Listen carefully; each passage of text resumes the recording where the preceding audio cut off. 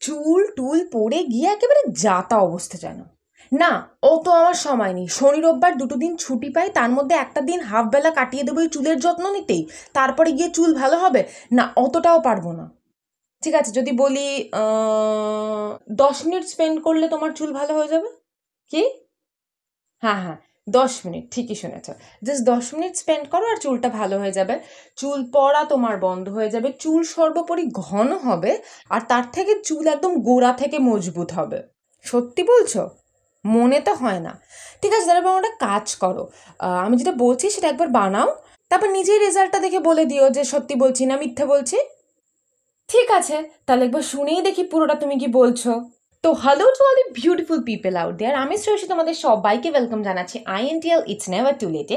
আশা করি সবাই খুব ভালো আছো, সুস্থ আছো, নিজের খেয়াল রাখছো।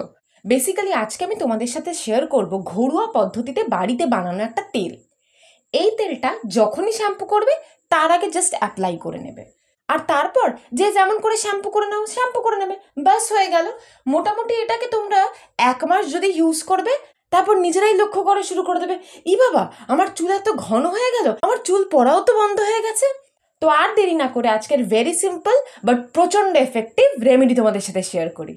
একটা কন্টেনারে নিয়ে নাও কিছুটা পরিমাণে নারকোল তেল, আর তার সাথে তোমাদের অ্যাড করতে হবে কারি পাতা। কারি পাতার গুণ সম্বন্ধে যদি বলতে যাই তাহলে বিশ্বাস করো এই একটা ছোট ভিডিওতে হবে না, বাট যদি স্পেসিফিক কিছু গুণ বলতে হয় তাহলে বলি, কারি পাতাকে তোমার চুলের ক্ষেত্রে গেম চেঞ্জার বলা যেতে পারে।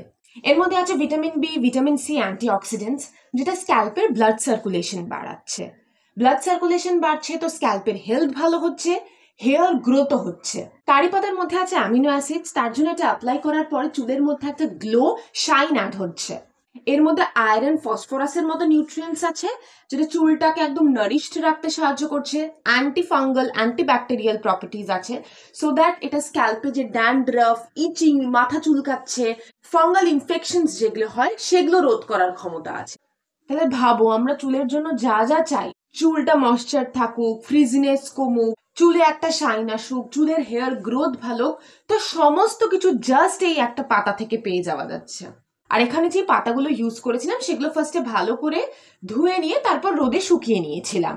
কারি পাতা অ্যাড করে নেওয়ার পর কি করবে, জাস্ট এই কন্টেনারকে, এটা একটা প্রেফারেবলি কাচের কন্টেনারেই তোমরা তেলটাকে বানাবে, রোদে রেখে দাও 10 দিনের জন্য অ্যাজ ইট ইজ।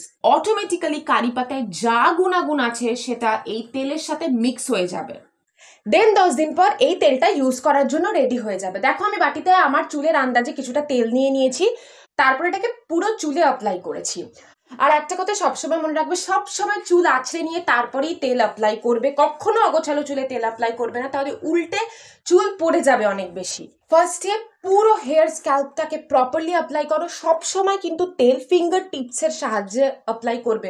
অনেকে দেখি নখ দিয়ে খুব জোরে জোরে ঘষে ঘষে অ্যাপ্লাই করে তেল, ওরকম করে না, ফিঙ্গার টিপস দিয়ে খুব হালকা হাতে জেন্টলি মাসাজ করতে করতে অ্যাপ্লাই করবে। যখন স্ক্যাল্প হয়ে গেল তারপর করবে পুরো হেয়ার লেন্থে অ্যাপ্লাই। হেয়ার লেন্থে অ্যাপ্লাই করার সময় একটা কথা সবসময় মনে রাখবে, ফার্স্টে হাতের তালুতে তেলটা নিয়ে না হাতটাকে রাব করে নেবে, তাহলে হাতও গরম হয় আর তার সাথে যেই তেলটা আছে সেটাও গরম হবে। দেন এটাকে ভালো করে অ্যাপ্লাই করবে।